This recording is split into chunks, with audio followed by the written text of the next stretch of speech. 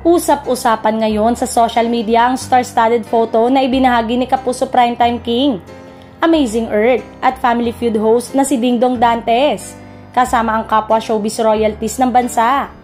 Kabilang dito ang kanyang asawa ni si Kapuso Primetime Queen at My Guardian Alien star Marian Rivera, Asia's multimedia star at Pulang Araw actor Alden Richard, kapamilya stars na sina Piolo Pascual, Coco Martin at Catherine Bernardo.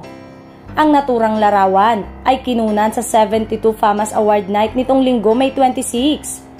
Ang aming mahuhusay na kasamahan sa industriya, caption ni Dingdong sa kanyang post. Maraming netizen naman ang natuwa sa nasabing larawan dahil minsan lang makita na nagkakasama-sama ang showbiz A-lister ng industriya. Samantalang, sa iba pang mga larawan, makikita na nakipag-bonding pa si Dingdong Dantes sa kapwa niya mahuhusay na aktor na sina Piolo Pascual, Coco Martin at Senator Robin Padilla.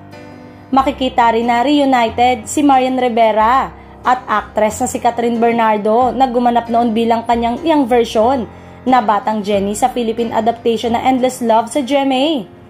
Muli ring nakasama ni Alden Richard ang actress na si Catherine Bernardo na kanyang leading lady sa pelikula na Hello Love Again, ang sequel ng kanilang 2019 hit film na Hello Love Goodbye.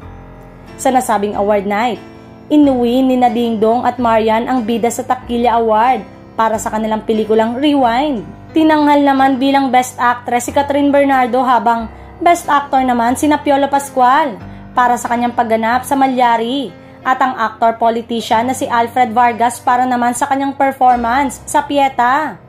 Samantalang, marami ang nanghinaya ngayon sa karir ni aktor na si Daniel Padilla na pag-iiwanan na. Nakakaloka talaga ang ibang mga netizen dahil hiwalay na sina Daniel Padilla at Catherine Bernardo at patuloy na namamayagpag ang aktres.